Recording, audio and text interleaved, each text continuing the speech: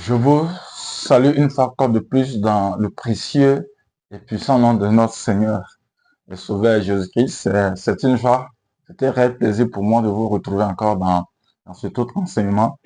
Oui, la suite oui, de l'étude de l'Épître aux Hébreux. Et je suis dans la joie de pouvoir mener cette étude avec vous. Aujourd'hui, nous allons entamer, je dirais, la deuxième grande partie de notre épître, qui est le sacerdoce supérieur de Christ, l'œuvre supérieure de Christ. Bien avant, prions. Seigneur, nous te bénissons. Nous voulons te rendre toute la gloire. Merci pour cette occasion encore que tu nous donnes de pouvoir prendre de toi. Saint-Esprit, viens, inspire ton serviteur que je suis, parle au travers de moi, et que ton peuple soit édifié, ton peuple soit béni. Au nom de Jésus. Amen. Et donc, comme je l'ai dit, nous entamons aujourd'hui la supériorité du sacerdoce de Christ, la supériorité de l'œuvre qu'accomplit Christ. Alors, l'auteur a déjà indiqué, l'auteur de cette épître a déjà indiqué que Jésus est sacrificateur selon l'ordre de Melchisédek et non selon l'ordre d'Aaron, non selon l'ordre lévitique. Et cela, nous l'avions déjà lu dans le chapitre 5, le verset 6, et aussi le chapitre 6, le verset 20. Alors, le fait que Christ est sacrificateur, selon l'ordre de Melchisédek, implique 4 avantages. Et il en découle 4 avantages que nous allons voir. Alors, quel est le premier avantage? Le premier avantage, c'est que l'origine de cette sacrificature de Christ, de cette œuvre de Christ ou du sacerdoce de Christ est une origine meilleure, est une origine, oui, importante, est une origine meilleure. Melchisédek était roi. Il était non seulement roi, il était aussi sacrificateur. Et nous pouvons le lire en Genèse 14, verset 18, où il est dit, Melchisédek, roi de Salem, fit apporter du pain et du vin. Il était prêtre du Dieu très haut. Et donc là, il nous a dit qu'il est roi et il est prêtre. Et donc, Christ a reçu un sacerdoce royal. Son sacerdoce est un sacerdoce royal. Il a reçu un sacerdoce royal. Deuxièmement, oui, nous retenons que Christ a reçu un sacerdoce qui est revêtu d'une plus grande autorité. Le sacerdoce de Christ qu'il a reçu est d'une plus grande autorité. En Genèse 14, le verset 20, il est dit, béni soit le Dieu très haut qui t'a livré tes adversaires. Et Abraham lui donna la dîme de tout.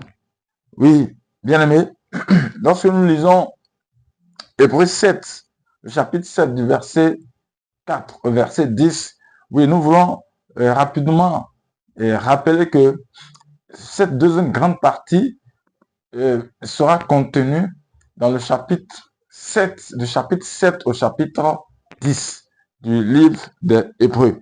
Et donc, dans le chapitre 7, nous parle beaucoup plus de l'œuvre de Christ, du sacerdoce de Christ. Et lorsque nous lisons du verset 4 au verset 10, et c'est important que nous puissions lire cela, permettez que je puisse lire Hébreux chapitre 7, verset 4, verset 10. Là, il est écrit, je lis dans la version Nouvelle Bible Seconde, la NBS, une version formidable, une version, je vais dire une version académique, une version proche des langues originales, des langues bibliques, je veux dire. Donc, je lis à partir du verset 4, vous voyez combien il est grand. celui à qui Abraham, le patriarche, donna même la dîme du butin.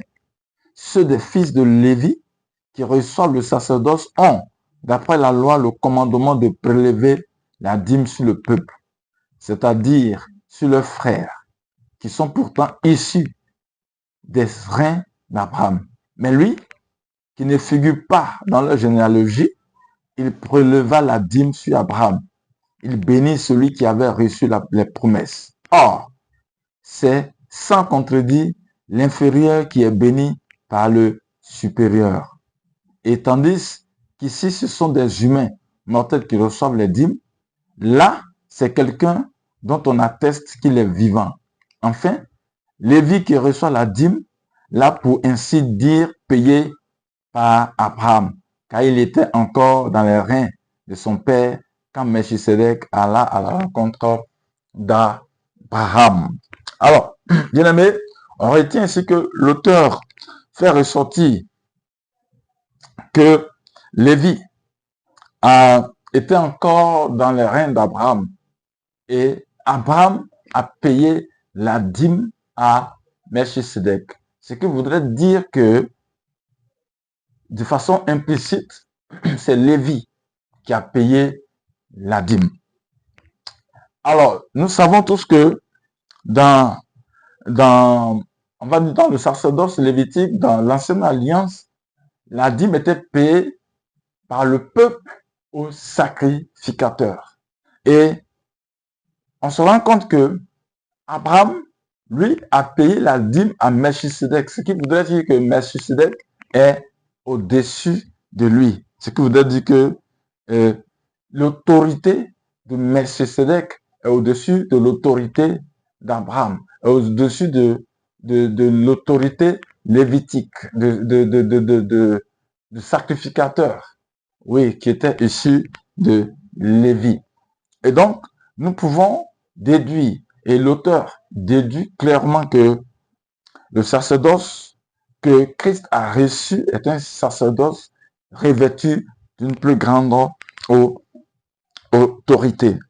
Autre chose, nous voyons que Christ a reçu un sacerdoce perpétuel.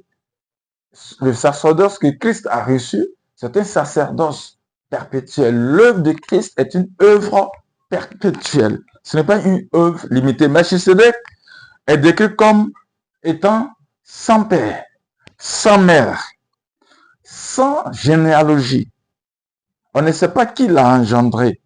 Il n'a ni commencement de jour, ni fin de vie. Vous comprenez? Mais on se rend compte que Aaron, lui, il est mort. Aaron est mort. Melchisedec est défini comme étant sans commencement ni fin de vie. On n'a connu ni son père, ni sa mère. Et donc, on dirait que sa sacrificature est éternelle. Christ a reçu, dès cet instant, une sacrificature, un sacerdoce éternel. N'est-ce pas formidable cela? N'est-ce pas formidable? Et même, les théologiens vont dire que Melchisedec est un type de Christ. On ne dira pas, oui, qu'il est Christ. Peut-être ça pourrait être une hypothèse. Peut-être que c'est Christ qui était apparu là. Mais on est convaincu, on est sûr que c'est un type de Christ. C'était l'image de Christ. Melchisedec. Donc Christ a reçu un sacerdoce éternel, perpétuel. Autre chose, le sacerdoce que Christ a reçu est un sacerdoce indépendant, un sacerdoce qui fonctionne de façon indépendante. Melchisedec a été mis à part par un serment de Dieu. C'est Dieu qui l'a mis à part, c'est Dieu qui l'a choisi, et non par la tribu de Lévi. Pour être sacrificateur en Israël, il fallait être issu de la tribu de Lévi. Mais Melchisedec, lui, il a été mis à part par Dieu. Il a été choisi directement par Dieu, par un serment de la part de Dieu. Dans l'Ancien Testament, bien aimé, nous ne pouvions exercer la fonction de sacrificateur, comme je l'ai dit, s'il n'était pas de la descendance d'Aaron. Vous pouvez le lire en Esdras 2, verset 61 au verset 62. Or, Ni Melchisedec, ni Christ ne descendent de cette tribu-là. Ni Melchisedec, ni Christ ne descendent de la tribu de Lévi. On sait tous que Christ est descendant de la tribu de Judas. Et donc, son sacrifice, son sacerdoce, je voudrais dire, son œuvre, sa sacrificature, oui, est carrément indépendant. Carrément indépendant. Il n'est pas lié à un homme. Autre chose, Christ a reçu un sacerdoce éternel. Éternel. Vous pouvez le lire en Hébreux 7, le verset 17. Le verset 17 nous dit ceci. Car ce témoignage lui est rendu. Tu es prête pour toujours selon l'ordre de Melchisedec. Le sacerdoce de Christ, oui, ne prendra pas fin. Oui, c'est un sacerdoce qui est d'abord perpétuel, qui va toujours continuer. Oui, mais aussi il est éternel. Autre chose, c'est que le sacerdoce de Christ, le sacerdoce que Christ a reçu est un sacerdoce non transmissible. On ne peut le transmettre. C'est un sacerdoce unique, c'est un sacerdoce particulier. Il n'est pas transmissible. Le chapitre 7, toujours qui parle du sacerdoce de Christ, à partir du le verset 24, nous lisons ceci, il est dit, mais lui, parce qu'il demeure pour toujours, il possède un sacerdoce inaliénable. Un sacerdoce inaliénable. Un sacerdoce qui ne se détruit pas. Un sacerdoce, oui, parce que la transmission dégrade souvent la valeur de quelque chose. Et c'est pourquoi, ici, l'auteur dit que son sacerdoce est inaliénable. Il est indestructible et dès ce moment, il est intransmissible. Il n'est pas transmissible. Le sacerdoce de Christ est inaliénable. Il n'est pas transmissible. Il n'est pas dégradable. Il reste toujours de bonne qualité. Bien aimé, l'autre aspect de l'origine, de la meilleure origine, c'est que Christ a reçu son sacerdoce, c'est un sacerdoce complet que Christ a reçu. Ce n'est pas un sacerdoce, à moitié, ce n'est pas une partie du sacerdoce. Christ n'a pas seulement présenté le sacrifice, il est devenu lui-même ce sacrifice-là. Lorsque nous lisons le verset 27, il est dit qu'il n'a pas besoin, comme les grands prêtres, d'offrir chaque jour des sacrifices, d'abord pour ses propres péchés et ensuite pour ceux du peuple. Cela, il a fait une fois pour toutes, en s'offrant lui-même. Bien aimé, son sacrifice est complet. On se rend compte que dans le sacerdoce lévitique, le sacerdoce d'Aaron, c'est que il fallait d'abord que le sacrificateur se purifie, offre un sacrifice pour lui-même d'abord, avant de pouvoir représenter le peuple. Mais le sacerdoce de Christ, il est complet. Christ lui-même, il est non seulement le grand prêtre, oui, mais il est aussi celui-là qui a offert le sacrifice une fois pour toutes. Oui, Christ, comme je l'ai dit, n'a pas seulement présenté le sacrifice, mais il est lui-même ce sacrifice-là. Il est lui-même ce sacrifice-là. Il s'est offert lui-même, oui, en entier, sa personne. Et c'était le meilleur sacrifice qu'il fallait offrir. Autre chose, c'est que le sacerdoce, Christ a reçu un sacerdoce saint. Le verset 26 nous dit cela. Pour nous, c'est bien un tel grand prêtre qui convenait, saint, innocent, sans souillure, séparé des pécheurs et élevé plus haut que les cieux. Bien aimé, oui, le sacerdoce de Christ est un sacerdoce saint, est un sacerdoce, oui, sans tache, est un sacerdoce qui a de la valeur. Et c'est cela. C'est un sacerdoce sans défaut, sans tache. Et le sacerdoce, ce sacerdoce se démarque, bien aimé, nettement de celui des autres sacrificateurs lévitiques.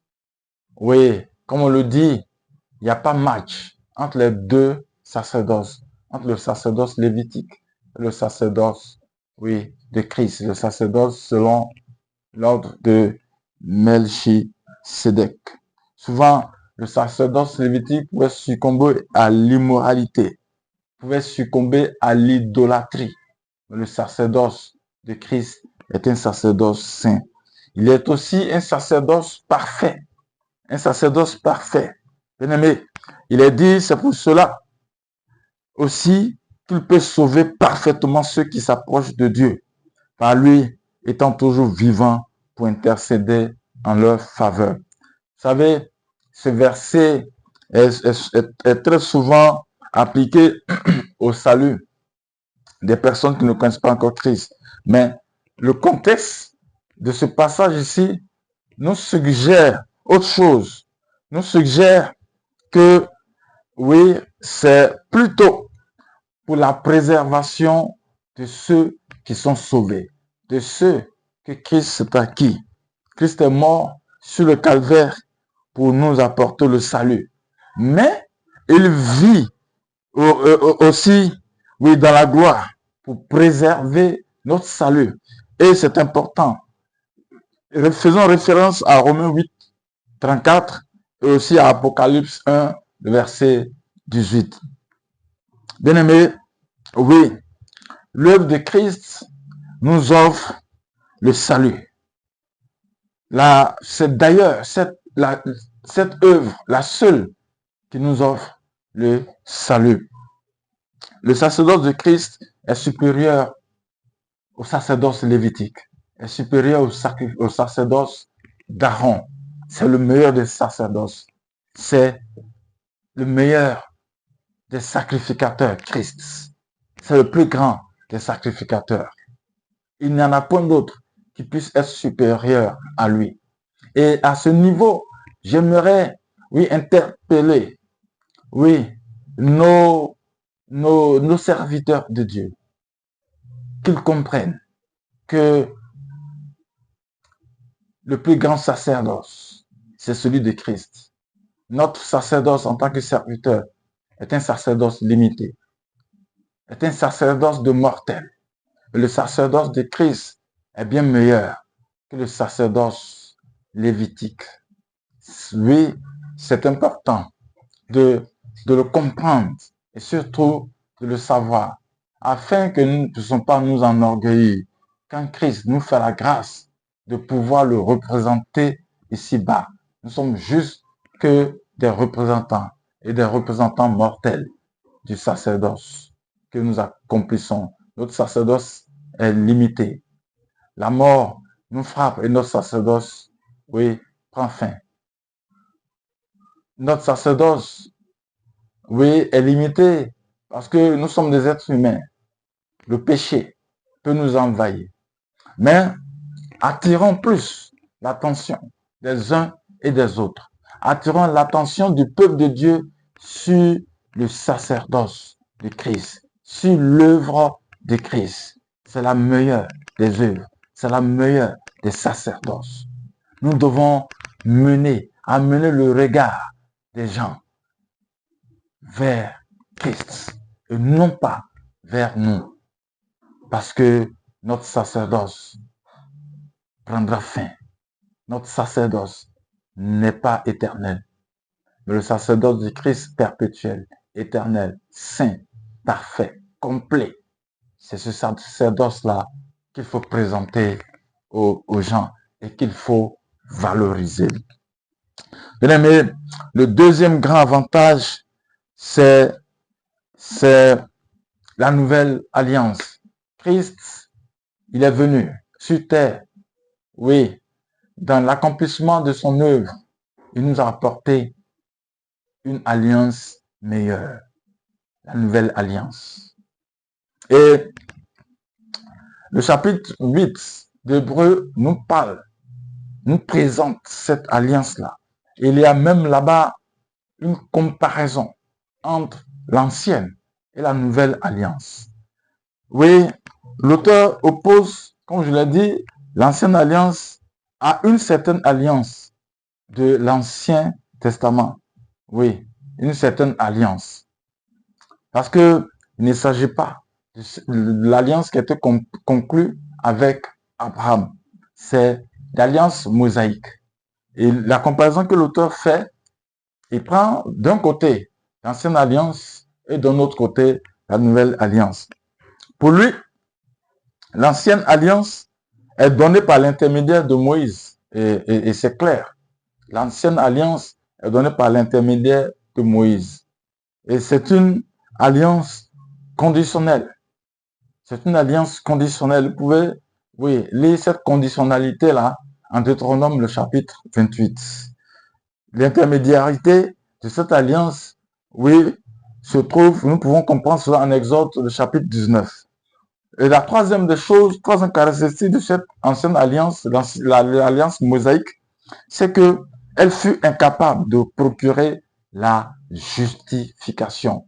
L'alliance mosaïque est incapable de procurer la justification. Lorsque nous lisons le chapitre 8, le verset 8 de Hébreu, bien sûr, nous voyons qu'il est dit que c'est bien, en effet, comme un reproche à leur adresse qu'il dit, les jours viennent, dit le Seigneur, où je conclurai avec la maison d'Israël et la maison de Juda une alliance nouvelle. Donc, cette alliance-là ne peut apporter la justification pour l'homme. Et cette alliance était écrite sur des pierres inertes. Exode 32, le verset 15 nous le signifie. C'était sur des pierres inertes, sur des pierres sans vie, que cette alliance, l'alliance mosaïque, avait été écrite. En comparaison, la nouvelle alliance, elle est établie par l'intermédiaire de Christ. La nouvelle alliance est établie par l'intermédiaire de Christ. Et vous allez vous souvenir déjà des études passées, la supériorité de la personne de Christ. Et donc, cette alliance ne pouvait qu'être établie que par l'intermédiaire de cette personne-là qui est supérieure à Moïse, supérieure à Aaron, supérieure à Josué, supérieure aux prophètes. Ce ne peut qu'être cette personne-là qui est en relation avec Dieu, qui est lui-même Dieu, Christ. Deuxièmement, cette alliance est une alliance inconditionnelle. C'est une alliance inconditionnelle. Et le verset 9 du chapitre 8 dit, ce ne sera pas comme l'alliance que j'ai faite avec leur père, le jour où je les ai pris par la main pour les faire sortir d'Égypte, puisque même ne sont pas demeurés dans mon alliance. Moi non plus, je ne me suis pas soucié d'eux, dit le Seigneur. Ce ne sera pas comme l'alliance que j'ai faite avec leur père. Cette alliance est une alliance inconditionnelle. Avec leur père, c'est une alliance conditionnelle. Et cette alliance procure, bien aimé, la justification nécessaire.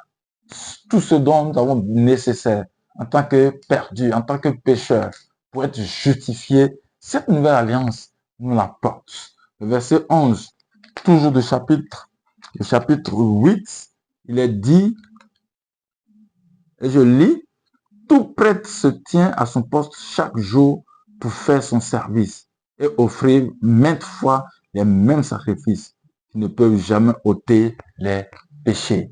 Voyez un peu, c'est clair. L'ancienne alliance, l'alliance mosaïque, les prêtres lévitiques et offraient à chaque fois des sacrifices qu'ils ne pouvaient pas ôter. Mais le sacrifice de Christ est le sacrifice, oui, qui ôte totalement, entièrement, oui, de par cette alliance, la justification qui apporte la justification nécessaire afin que nos péchés soient ôtés. Et elle est écrite, cette alliance, sur des cœurs vivants. Elle est écrite sur des cœurs vivants. Bien-aimés, oui, c'est cela. Et à propos de la nouvelle alliance, plusieurs théories, en l'occurrence 4 théories, oui, différentes ont été proposées concernant, oui, les bénéficiaires de la nouvelle alliance. La première théorie qui avait été, oui, qui a parcouru, oui, l'Église, c'est que l'Église a remplacé Israël. Selon les défendeurs de cette théorie, je vais dire, la nouvelle alliance, selon certains théologiens, cette alliance est conclue par le fait que l'Église a remplacé Israël. Mais lorsque nous lisons Romains chapitre 9, verset 11, on se rend compte que Paul a carrément rejeté. Paul n'est pas dans cette première théorie. La défense de Paul est contre cette théorie qui dit que l'Église, dans la nouvelle alliance, a remplacé Israël. La deuxième théorie, c'est que la nouvelle alliance ne concerne qu'Israël.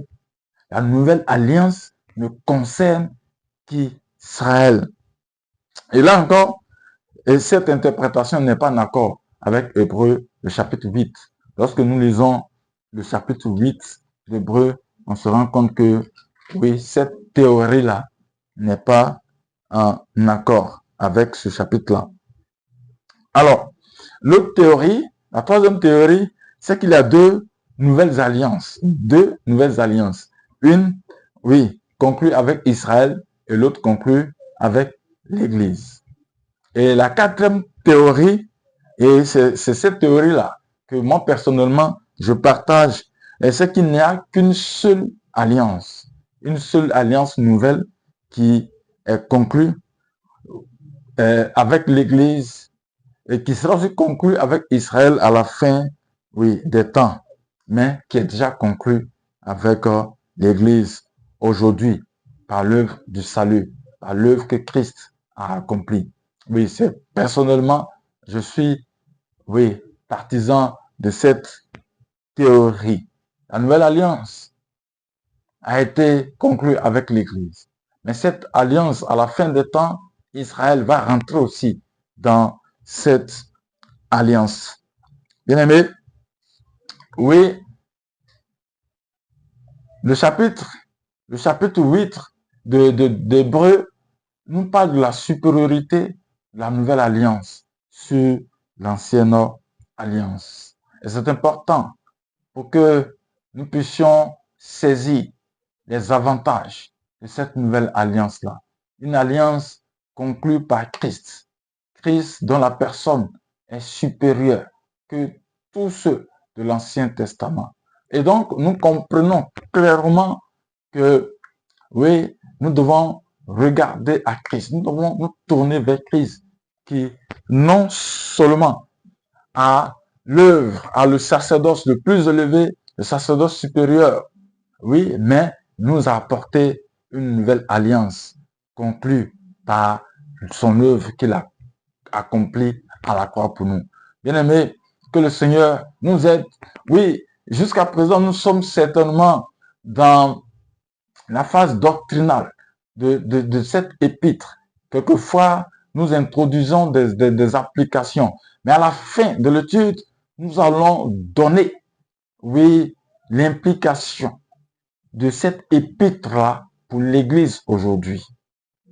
Mais d'ici là, nous continuons avec les doctrines que nous percevons, oui, dans cette épître. Bien aimé, que le Seigneur bénisse cet enseignement dans vos vies, dans votre cœur. J'insiste une fois encore de plus, prenez, lisez cette épître. C'est une épître formidable. Lorsque vous suivrez ces enseignements, vous lirez et l'épître aux Hébreux, vous allez voir que cette épître n'est plus une épître compliquée, n'est plus une épître difficile. Et il y a beaucoup d'enseignements que nous tirons de cette épître-là en tant que chrétiens. Que Dieu nous bénisse. Seigneur, merci pour ta parole. pour ce temps d'enseignement que tu as rendu possible. Continue, Saint-Esprit, de pouvoir parler, de pouvoir implémenter dans le cœur de toutes les personnes qui regardent ces enseignements, oui, la profondeur de cette parole-là, la profondeur de cet épître. Nous te bénissons, reçois toute la gloire au nom de Jésus. Amen. À bientôt et que Dieu vous garde et vous bénisse.